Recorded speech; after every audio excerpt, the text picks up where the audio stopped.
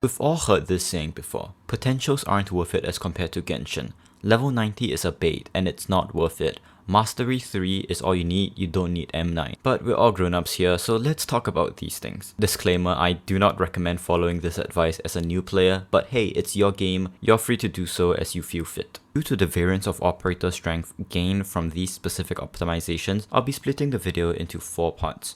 The first being M9, i.e. M3ing all 3 skills on a 6 star, then I'll talk about level 90, followed by potentials, and then the new tiered module system. Timestamps are up on screen now, or you can use YouTube's scrub feature to find the different categories. On the topic of M9s, here's a very rough tier list that I made in 5 minutes that I think can give a general sense on what might be considered for M9. It is important to take in mind, however, that most M9s happen for non-gameplay reasons, which is not the subject of this video because I cannot predict your operator preferences. Do note that this video takes into account the total power gain of all skills and averages them out, so you'll see very powerful options like Exucii, Thorns or Surtur, which have insane masteries on S3 but pretty shit skill 1 and skill 2s and thus pulls them down. At the baseline, however, there's still an argument to be made that maybe say Surtur skill 2 is stronger than Magellan. Let's look at it from a top-down perspective and start with Psylocke. She's in a tier of her own because I believe that for a gameplay-oriented player who really isn't doing an M9 for the sake of doing an M9,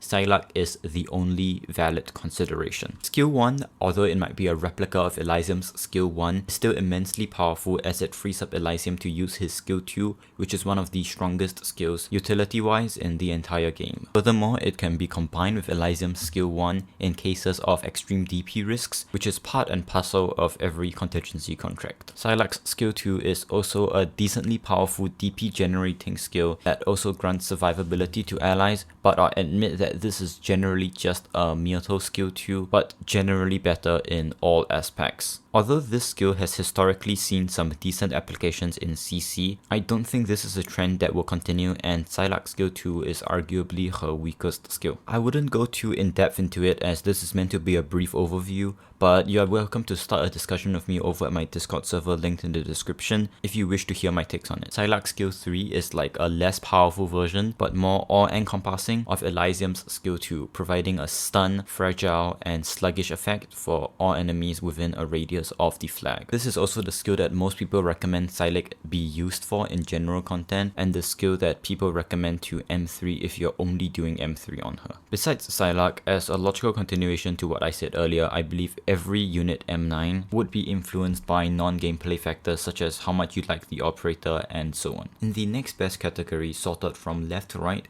we have operators that have all 3 of their skills doing something substantial, and the masteries will boost their skills to a decent extent.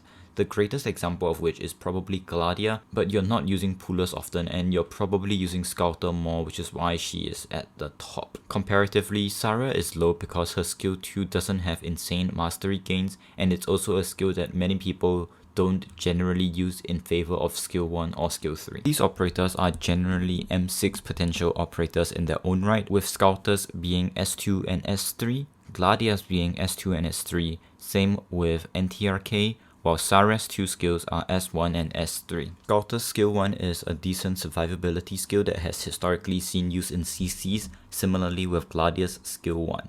NTRK S1 is a decent pseudo lane holding skill with DPS on par with Palace skill 1, sacrificing the conditionals for 1 block and a charge up duration.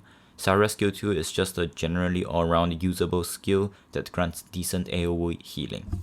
Next up, from the questionable tier, we're generally looking at units that are the least wasteful of resources and have applications in their so-called bad skills even when M9ing. Palace is the most unique example out of the group, given that all 3 of her skills have generally equal power. However, she's not placed in the Psylocke or maybe tier, given that all 3 of her skills are pretty not fantastic. Horn's skill 1 sees very good use in low step and low op content, but again generally you'll be using skill 2 and skill 3. Short's skill 3 is her main skill for 90% of content, however her skill 2 does come into handy on a couple of maps, especially with Sniper Knights or restrictive tile placements.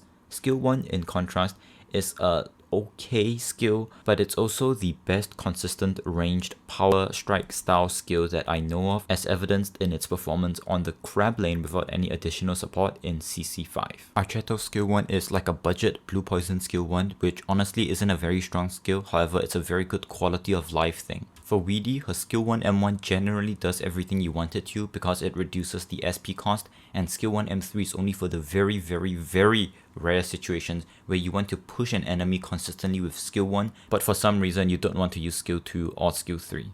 For Silverash, he's a very good operator solely due to the redeployment time reduction on his talent, and he's frequently brought about in 1p relays, and for that, due to his skill 3 taking too long to charge up, they frequently use his skill 1 or skill 2. The rest of the stuff listed in 2 good skills and 1 bad skill are just operators that you only lose 1 M3's worth of resources on M9ing as opposed to 2 M3's worth seen in the rest category. Following M9s, we get to the section on level 90s. Note that this will only focus on 6 stars, however a lot of the concepts that I talk about can be extrapolated to 5 stars. To start, first we need to consider what level 90 gives us. It gives us attack, defense and health, 2 of which are things that often people don't care about and are only relevant on ground units, so you can think of this as ground units having more prevalence to level 90. The attack part is also better on physical units due to how damage scaling works, in the sense that if a 500 attack unit was to attack a 400 defense unit, they'll only be dealing 100 damage. If you gave that operator 50 attack, instead of dealing 10% more damage, you actually deal 50% more damage, again due to how flat scaling works. This is why Exucii and Ashe are some of the best candidates, as they deal a ton of small hits in succession with low attack and sometimes can be complemented with buffs. Ch'en is there simply by merit of her being 1 a physical unit and 2 just being downright incredibly strong, while Ling is there due to the fact that she is your entire squad. Let's say you have 8 6-star operators which are roughly in power level to a Ling solo squad.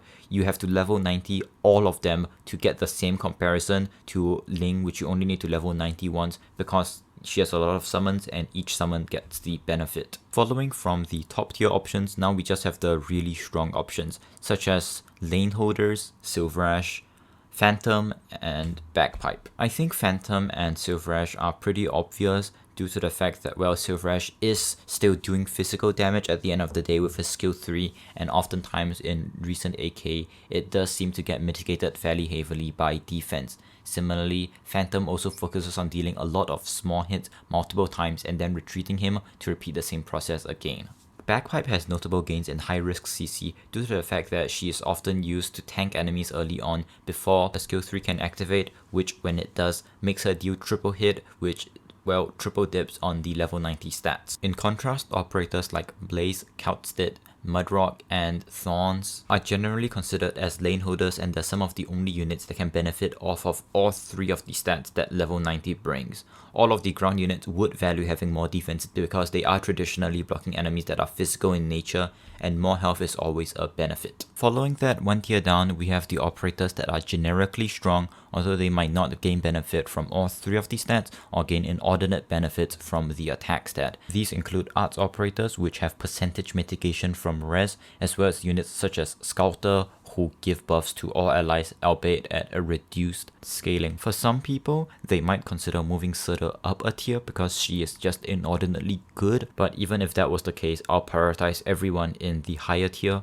over her for level 90 unless you're a very dedicated CC slave. Beyond that, it's just a general categorization of operators based on their combat strength, with notable exceptions being Suzerain and Psylocke, or Gnosis, because a lot of their buffs and debuffs provided aren't reliant on level at all. Similarly, for Mestima in the E tier, it's because her slow from Mojo isn't tied to level, and Ch'en has Ch'en existing. Following level 90s, we have potentials.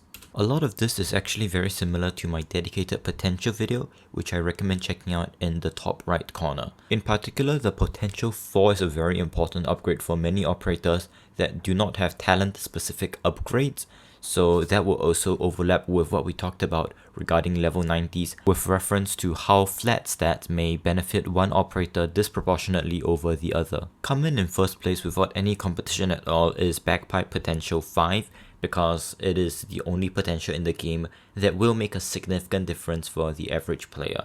Trailing significantly behind the Bagpipe, we have pods that either make a good contribution to an operator's DPS through flat stat buffs or just generic talent buffs. For example, Exu and Ashe and Chowta are showing up again because the flat stats are making it in there. Eyjafjalla, Ifrit, Suzerain, and Surtur all gain some very good benefits from their talent upgrades, which is significant enough to place them in the next highest tier. And well, Psylocke is a bit special given that she is a Vanguard flag bearer that you want to be always placing first, especially in CC maps, so getting her potential 2/potential 6 for the DP cost decrease is very crucial. A similar trend can be observed in B tier with Scouter's flat stat buffing landing her pretty high, Mountain's a tier above the other lane holders because of his inherent low DP cost, making getting him on the field early a bit better, so on and so forth. Mostima might be the odd one out, but take into consideration that with her module, the slow from S3 goes from 90% to 99%, which is a very significant increase. And again, the lower tiers are just generic clumping of operators that isn't really very relevant. Of course, I also have to note that if you like any of these operators down there, don't let whatever me or anyone else stop you from maxing them out, because this is your game after all, and how you play it is up to you. Before we move on to the tiered modules, I'd also like to mention Elysium as a special contender for potentials in the 5-star category. I do not believe any other 5-star, whether it be for talent upgrade or stats, comes anywhere near to the amount of utility that Elysium manages to provide with the -2 DP cost, which is very essential in a lot of contingency contracts. Of course, in general content, you're not liable to notice it at all, but hey, that's the case with most potentials anyways. Last but not least, we have the tiered modules, which was released about a month ago on CN. These take a considerable amount of time-gated resources, however, the difference between a 6-star one and a 4-star one is very significant. Unlike the other comparisons, I'll be solely looking at how much this benefits an operator's kit in an isolated case-by-case basis due to the different rarity weighings and also how impactful certain ones can be. Here's a list courtesy of WGT, a resident EN whale who was the first to clear Risk 33 in CC6. I'll also be leaving a link in the description as well as in the top right corner for a Reddit post that describes the effects of all of the different tiered modules because they aren't commonly available on platforms such as GamePress or AceShip. One might immediately see Skadi being at the top and being at the bottom because this is a comparison of tier 3 modules, i.e. min-maxing, in the sense that Skadi's redeployment module is incredibly good